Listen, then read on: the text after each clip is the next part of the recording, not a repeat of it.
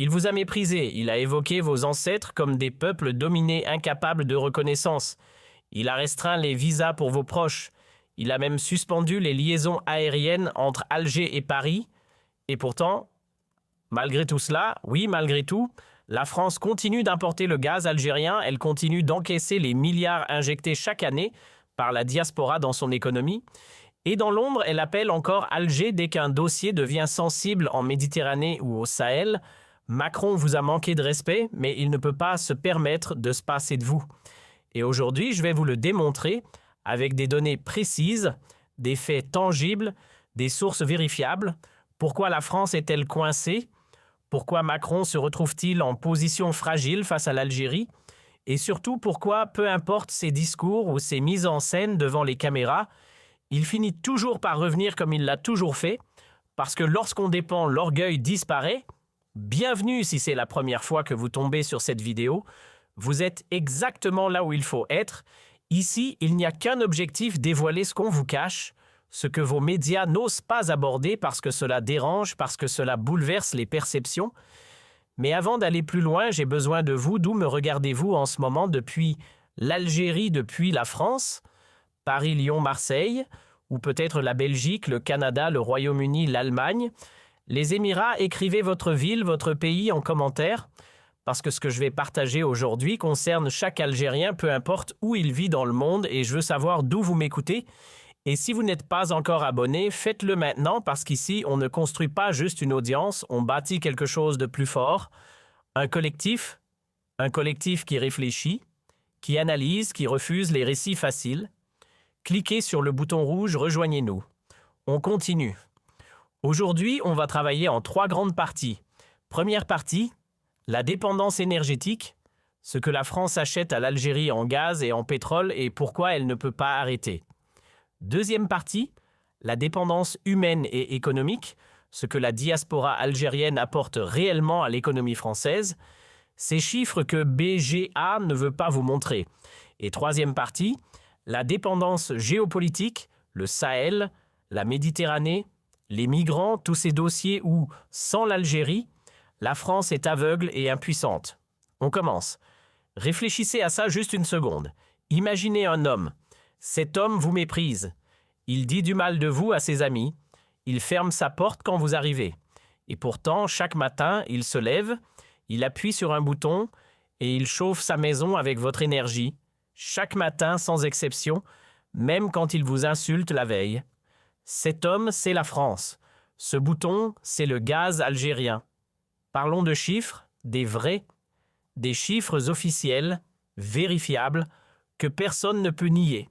En 2022, quand l'Europe a décidé de sanctionner la Russie après l'invasion de l'Ukraine, l'Europe a réalisé quelque chose de brutal. Elle avait besoin de remplacer le gaz russe, et vite. Des centaines de millions de personnes dépendaient de ce gaz pour se chauffer, pour cuisiner, pour produire de l'électricité. Paniquées, les capitales européennes ont cherché des alternatives et elles se sont toutes retrouvées à frapper à la même porte, la porte d'Alger. En quelques mois, Sonatrach, la compagnie nationale algérienne, est devenue le premier fournisseur de gaz de l'Italie, devant la Russie, devant la Norvège, devant le Qatar. L'Italie, 4e économie de la zone euro, chauffée en grande partie par le gaz algérien. Et l'Espagne et le Portugal et la France elle-même, qui a dû revoir ses contrats et ses sources d'approvisionnement. 59 milliards de mètres cubes, c'est ce que l'Algérie a exporté en gaz naturel en 2025. 59 milliards. Pour vous donner une idée de ce que cela représente, c'est assez pour alimenter toute l'Espagne pendant 2 ans entiers. C'est assez pour faire tourner des milliers d'usines, des millions de foyers, des hôpitaux, des écoles à travers toute l'Europe du Sud pendant des mois. Et d'où vient ce gaz? Du Sahara algérien. Ce désert que certains appelaient des terres sans valeur. Ces terres qui ont fait couler le sang de vos aïeux pendant 132 ans. Ces terres que la France a pillées. Aujourd'hui, ce désert chauffe l'Europe et l'Europe paie. Le gazoduc Medgaz relie directement l'Algérie à l'Espagne sous la Méditerranée. Sa capacité, 10 milliards de mètres cubes par an et il tourne à pleine capacité depuis plusieurs années, sans interruption. Le gazoduc Transmed relie l'Algérie à l'Italie via la Tunisie. Sa capacité, jusqu'à 33 milliards de mètres cubes par an. L'Italie l'appelle son pipeline vital. Vital. Ils ont dit cela eux-mêmes, pas moi. Maintenant, posez-vous cette question simple. Est-ce que la France, est-ce que l'Europe peut se permettre de pousser trop loin sa confrontation avec l'Algérie? Est-ce que Macron peut réellement imposer des sanctions à l'Algérie, bloquer ses avoirs, couper ses relations diplomatiques? Il ne peut pas parce que lors de la prochaine conférence de presse où il critique Alger, ses alliés italiens et espagnols l'appellent en privé pour lui demander de se calmer parce qu'ils ont besoin de ce gaz et ils ne veulent pas prendre le risque de le perdre. L'énergie, c'est le nerf de la guerre, tout le monde le sait, et l'Algérie a le gaz et la France a le froid s'il ne vient pas. Mais l'énergie n'est que le début parce que la dépendance de la France vis-à-vis de l'Algérie ne s'arrête pas au pipeline sous la mer. Elle passe aussi par les hommes, par les femmes, par les familles, par les millions de personnes qui ont traversé la Méditerranée pour construire quelque chose en France et qui continuent de le faire aujourd'hui. Et c'est là qu'on arrive aux chiffres qui dérangent vraiment la communauté algérienne en France. On parle officiellement de 800 000 à 1 million de ressortissants algériens résidant légalement en France. Mais avec les enfants de parents algériens, avec la deuxième génération, avec la troisième génération, les estimations sérieuses parlent de 3 à 4 millions de personnes d'origine algérienne sur le sol français. Certaines estimations vont au-delà. 3 à 4 millions de personnes dans un pays de 68 millions d'habitants. Ce n'est pas une minorité invisible, c'est une présence. Une présence économique, culturelle, sociale, une présence qui construit, qui travaille, qui paie des impôts, qui consomme, qui produit. Alors voilà la question que vos politiques français refusent de poser publiquement parce qu'ils connaissent la réponse, et la réponse ne correspond pas à leur discours. Combien rapporte réellement la communauté algérienne à l'économie française? Les transferts d'argent vers l'Algérie depuis la France représentent plusieurs milliards d'euros par an. Plusieurs milliards. Ces transferts, c'est de l'argent que des Algériens en France ont gagné en France, ont économisé en France et envoient à leur famille en Algérie. Mais avant cet argent, il a circulé dans l'économie française. Il a été dépensé dans les commerces français. Il a payé des loyers à des propriétaires français. Il a financé l'État français par les impôts. Les Algériens de France perdent la TVA, ils perdent l'impôt sur le revenu, ils perdent les cotisations sociales. Ils alimentent les caisses de retraite d'un système qui aura besoin de ces cotisations dans les années à venir, parce que la France vieillit et que les baby-boomers partent à la retraite. Et il faut bien des actifs pour financer ces retraites. Qui sont ces actifs? En grande partie des enfants d'immigrés, des enfants algériens pour beaucoup d'entre eux. Et voilà ce que Macron ne peut pas dire. S'il expulse, s'il punit, s'il presse trop fort la communauté algérienne, il retire de son économie des centaines de milliers de contributeurs, des travailleurs, des consommateurs, des payeurs d'impôts. Et une économie qui se contracte, cela coûte des voix aux élections. Et Macron, comme tous les politiques, aime rester au pouvoir. Il y a une autre dimension que je veux vous expliquer, et c'est celle-là qui m'intéresse personnellement, parce qu'elle touche à quelque chose de très profond. Les Algériens qui ont construit la France de l'après-guerre, ceux qui sont arrivés dans les années 50-60, qui ont travaillé dans les mines du Nord, dans les aciéries de Lorraine, sur les chantiers de construction des autoroutes françaises, dans les usines Renault et Peugeot. Ces hommes ont donné leur corps, leur santé, leurs années. Certains y ont laissé leur vie. Sans eux, la France n'aurait pas pu se reconstruire aussi vite après la Seconde Guerre mondiale. Ils ont été appelés quand la France en avait besoin. Ils sont venus, ils ont construit, et maintenant on leur dit qu'ils ne méritent pas d'amener leur famille, que leurs enfants doivent se battre pour obtenir un visa, que leur présence est un problème. C'est cela, l'ingratitude, c'est cela, l'injustice. Et c'est cela que Macron ne veut pas que vous conceptualisiez clairement. Parce que si vous le conceptualisez clairement, vous comprenez le vrai rapport de force et vous arrêtez d'avoir peur. Je m'arrête une seconde parce que ce que nous sommes en train de décortiquer ensemble est important et j'ai besoin de savoir que vous êtes là. Si cette analyse vous parle, si vous ressentez quelque chose en l'écoutant, un sentiment que vous n'arriviez pas à mettre en mots avant, ce sentiment que la France vous doit quelque chose, que l'histoire a été volée, que les comptes ne sont pas soldés, likez cette vidéo maintenant, le beau. On reprend. On est à la troisième partie et je vous préviens, c'est peut-être la plus surprenante, parce que l'on va parler de quelque chose que la France aimerait que vous ne compreniez jamais, la dépendance géopolitique. Le Sahel, vous en avez entendu parler? Le Mali, le Burkina Faso, le Niger. Ces trois pays qui ont expulsé les soldats français, qui ont demandé à la France de plier bagages, qui ont fermé leurs bases militaires aux armées de l'OTAN et demandé à Wagner, aux Russes, d'arriver à leur place. La France a perdu le Sahel. Tout le monde le reconnaît maintenant, même à Paris, même dans les couloirs de l'Élysée. Mais voilà ce que l'on ne vous dit pas, ce que la France ne reconnaît jamais publiquement parce que c'est trop humiliant. Depuis qu'elle a perdu le Sahel, depuis que ses soldats ont quitté le Mali et le Burkina Faso, depuis que Barkhane a été démantelé, la France a un problème géostratégique massif. Elle a perdu ses oreilles dans la région, elle a perdu ses yeux. Elle ne sait plus ce qui se passe sur le terrain, elle ne comprend plus les équilibres locaux et elle ne peut plus intervenir quand ses intérêts sont en jeu. Et pour combler ce vide, pour garder un minimum de visibilité sur cette région qui lui était essentielle économiquement et stratégiquement, elle a besoin d'un intermédiaire. Elle a besoin de quelqu'un qui comprend la région, qui a des relations avec tous les acteurs, qui est respecté des peuples sahéliens et qui a les frontières qui donnent sur tout cela. Ce quelqu'un, c'est l'Algérie. L'Algérie partage 956 km de frontière avec le Mali, 982 km avec le Niger, et elle est le seul pays de la région qui a une relation de confiance avec les nouveaux pouvoirs en place à Bamako, Ouagadougou et Niamey. Pas parce que l'Algérie est parfaite, mais parce que l'Algérie n'a jamais colonisé ces pays. Parce que l'Algérie a toujours pratiqué une diplomatie de non-ingérence dans les affaires internes, et parce que l'Algérie a combattu elle-même le terrorisme sur son sol dans les années 90, au prix de dizaines de milliers de morts, elle comprend ce que c'est. Quand un dossier sahélien doit avancer, quand il faut négocier la libération d'otages, quand il faut avoir accès à une information sensible sur les mouvements djihadistes dans la région, les chancelleries occidentales passent parfois par Alger, pas officiellement, pas dans les conférences de presse, mais dans les couloirs, en privé, discrètement, parce que sans l'Algérie, ils sont aveugles dans cette région. Et parlons maintenant de la Méditerranée, parce que la Méditerranée est la frontière entre le nord et le sud, entre l'Europe et l'Afrique, et cette frontière, elle est traversée chaque année par des milliers d'embarcations, des migrants, des réfugiés, des personnes qui risquent leur vie pour tenter une autre vie. Macron a fait de la question migratoire le cœur de sa politique intérieure pour sa deuxième partie de mandat.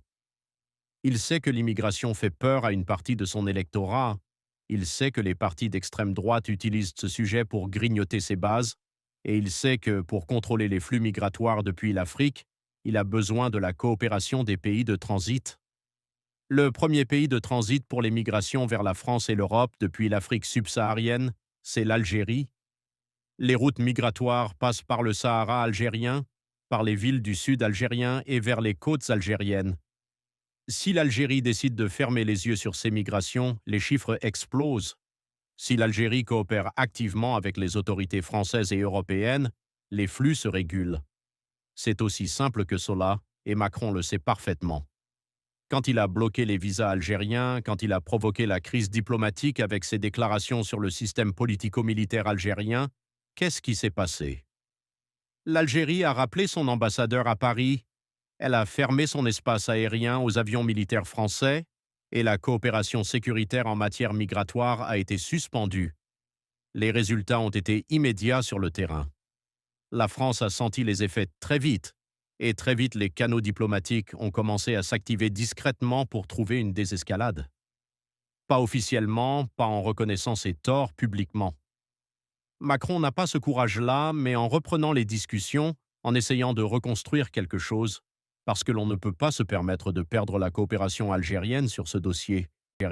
Voilà ce que signifie la dépendance géopolitique. Ce n'est pas abstrait, ce n'est pas théorique, c'est concret. Cela se mesure en migrants qui traversent ou qui ne traversent pas. Cela se mesure en informations de renseignements qui circulent ou qui ne circulent pas. Cela se mesure en dossiers sahéliens qui avancent ou qui restent bloqués. Et maintenant, je veux vous parler d'une chose, quelque chose que je ressens dans cette analyse et que vous ressentez peut-être aussi. Il y a une tentation très humaine que certains d'entre vous connaissent bien. C'est la tentation de minimiser tout cela, de dire « oui, mais finalement, Cela change quoi pour ma vie quotidienne? Moi, je suis à Oran, à Alger, à Tizi Ouzou, à Sétif, ou je suis en France, en Belgique, au Canada. Est-ce que tout cela me touche vraiment? Et ma réponse, oui, cela vous touche profondément. Et voici pourquoi. Chaque fois que l'Algérie tient tête à la France, chaque fois que Tebboune dit non et qu'il tient sa position, chaque fois qu'un ministre algérien ne s'excuse pas d'exister, chaque fois qu'un accord se signe avec la Chine, avec la Russie, avec l'Italie, aux conditions algériennes, quelque chose change dans la façon dont vous êtes perçu, dans les rues françaises, dans les entreprises françaises, dans les regards, parce que le respect se gagne d'abord dans les rapports de force entre les États. Et quand votre État se respecte, vous êtes respecté par extension. Je parle à ceux qui vivent en France. Je parle à ceux qui subissent encore le regard qui doute, le regard commentaire qui sous-entend, la blague qui minimise, cette accumulation de petites humiliations quotidiennes que les Algériens de la diaspora connaissent parfois encore. Le jour où la France sera clairement en position de demandeur vis-à-vis de l'Algérie, le jour où cela sera évident pour tout le monde dans les médias français, dans les conversations de rue, dans les discussions de bureau, ce jour-là, quelque chose basculera pour vous aussi. Personnellement, c'est pour cela que ce sujet n'est pas abstrait. C'est pour cela que ces analyses ne sont pas des exercices intellectuels. Ce sont des outils pour comprendre votre position dans le monde et pour savoir que votre pays a des cartes à jouer, de vraies cartes, et vous avez le droit d'en être fier. Faisons le bilan de ce que l'on vient de décortiquer ensemble. On a vu que sur l'énergie, la France et l'Europe sont dépendantes du gaz algérien. 59 milliards de mètres cubes exportés par an, Sonatrach, premier fournisseur de l'Italie, des gazoducs qui traversent la Méditerranée et qui alimentent des millions de foyers européens chaque jour. Sans ce gaz, des parties entières de l'Europe du Sud entrent en difficulté, et Macron le sait. On a vu que, sur le plan humain et économique, 3 à 4 millions de personnes d'origine algérienne vivent en France. Elles travaillent, elles paient des impôts, elles cotisent aux retraites, elles consomment et font vivre l'économie locale. Elles ont construit des quartiers entiers, des villes entières, des infrastructures entières de la France d'après-guerre. Cette présence n'est pas un fardeau pour la France, elle est une contribution. Une contribution que la France nie publiquement et utilise discrètement. Et on a vu que sur le plan géopolitique, sans l'Algérie, la France est aveugle au Sahel, impuissante face aux flux migratoires et isolée dans ses tentatives de garder une influence dans une région qui lui tourne le dos. L'Algérie est l'intermédiaire obligé, le passage obligé. Et cela aussi, Macron le sait. Alors pourquoi il insulte? Pourquoi il provoque? Pourquoi ces déclarations, ces blocages de visas, ces tensions répétées? Parce que la faiblesse a souvent deux visages, le visage de la soumission et le visage de l'agression. Et quand Macron sent qu'il perd du terrain, quand il sent que la France perd son influence, il choisit l'agression. Parce que c'est moins humiliant que d'admettre la dépendance. Mais au fond, derrière les discours, derrière les conférences de presse, derrière la rhétorique, la réalité est simple. Macron a besoin de l'Algérie et l'Algérie n'a pas besoin de Macron. Et cela, c'est une victoire, pas militaire, pas spectaculaire, une victoire silencieuse, structurelle, profonde, la victoire de ceux qui ont eu la patience de construire leur puissance plutôt que de pleurer leur faiblesse, de pleurer. Je termine avec vous parce que c'est vous qui faites exister cette chaîne et c'est pour vous que ces analyses existent. J'ai 3 questions à vous poser et j'ai besoin que vous répondiez dans les commentaires, pas parce que c'est une formalité, mais parce que vos réponses construisent les prochaines vidéos. Première question, vous qui êtes en France, en Europe, dans la diaspora, est-ce que vous sentez que le regard sur les Algériens a changé ces dernières années? Est-ce qu'il y a quelque chose de différent dans la façon dont on vous parle de votre pays? Dites-moi ce que vous voyez de l'intérieur. Deuxième question, si vous deviez choisir, quel est, à vos yeux, le levier le plus fort que l'Algérie possède face à la France?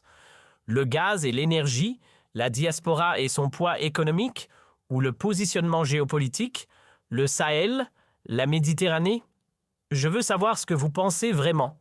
Troisième question, et celle-là, elle est importante pour moi personnellement. Est-ce qu'il y a quelqu'un dans votre entourage, un ami, un collègue, un camarade de classe, quelqu'un qui ne connaît pas vraiment l'Algérie, qui a une image déformée, qui pense encore que l'Algérie est un petit pays sans voix? Est-ce que vous pouvez lui envoyer cette vidéo maintenant? Pas demain, maintenant, parce que l'ignorance sur l'Algérie, elle se combat une conversation à la fois. Et cette vidéo, c'est une conversation honnête, une conversation armée de faits, et cela, on ne peut pas le combattre avec des arguments creux. Partager, c'est l'acte le plus simple et parfois le plus puissant. La prochaine vidéo, vous avez deviné de quoi on va parler? L'armée algérienne, la vraie. Les chiffres réels, ce que l'on vous cache sur la puissance militaire de ce pays. Pas des slogans, pas de la propagande, des faits, des données et une analyse qui va vous surprendre, même si vous êtes algérien et que vous pensez connaître déjà le sujet. Abonnez-vous, activez la cloche et on se retrouve très bientôt. La mémoire, c'est notre héritage, la vérité, c'est notre arme et la souveraineté, c'est notre destin.